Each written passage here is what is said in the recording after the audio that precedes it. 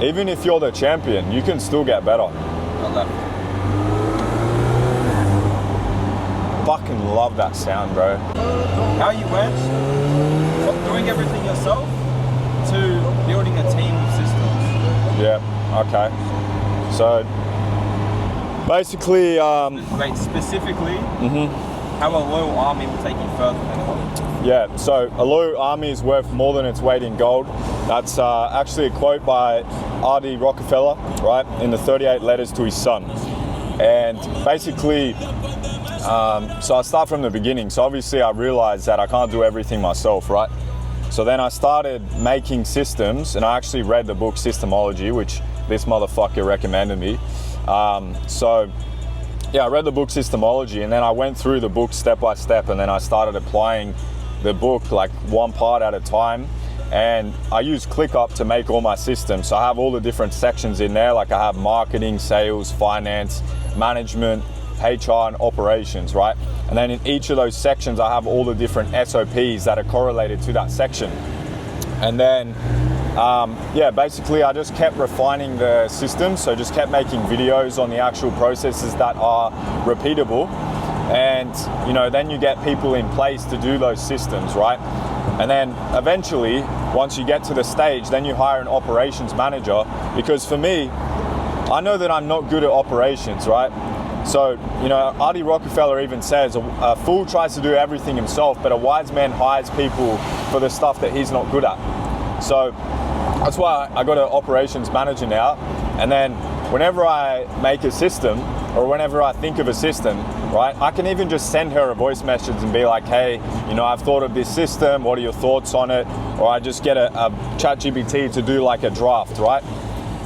And then I send it to her, she refines it, then you take action on it. And then once you take action on it, then you can actually refine the process. So, you know, some steps might be unnecessary. You may find a quicker way to do things. So that's when you're gonna actually refine that process, right?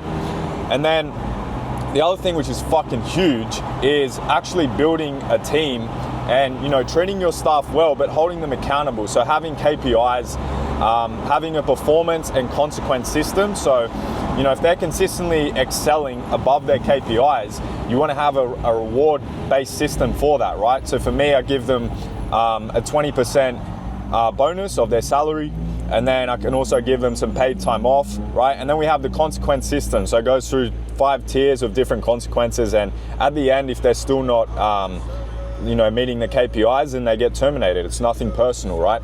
But I found there's a balance. You treat them nice, you respect them, but you also, they have to do the work, right? Because respect is a two-way street. So if you're showing them the respect and you're giving them the ability to be independent, then they have to respect you by also doing the work and showing you that they deserve to keep their role and also excel in their role.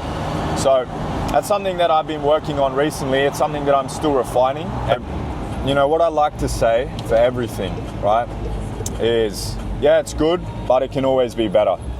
And that just goes to pursuing excellence, pursuing perfection. Although you'll never get there, right, there's no harm in pursuing it. Because it doesn't matter how good you think you are, you can always get better, right? Even if you're the champion, you can still get better. Fucking love that sound, bro. It's never gonna get old. It's music to my fucking ears. But yeah, so this is what to do in Dubai on a Sunday if you want to have a bit of fun. Just rent a fucking supercar. You don't have to own it, because when you're owning a supercar, especially if you're like me, you know, you like to have your freedom, time, location freedom, it ends up being a liability. Whereas, you know, if you want to just drive it for a day, you pay like, I think I pay like $1 or something, so it's not much. You just pay for a day, and then, you know, it's much more enjoyable. Because if you actually, you know, you own the car, then you have to pay insurance, you have to fix it all the time, you have to pay registration, and then, you know, you're always worrying about that car in the back of your mind, so you're not able to be free when it comes to traveling, right? So yeah, that's what I found.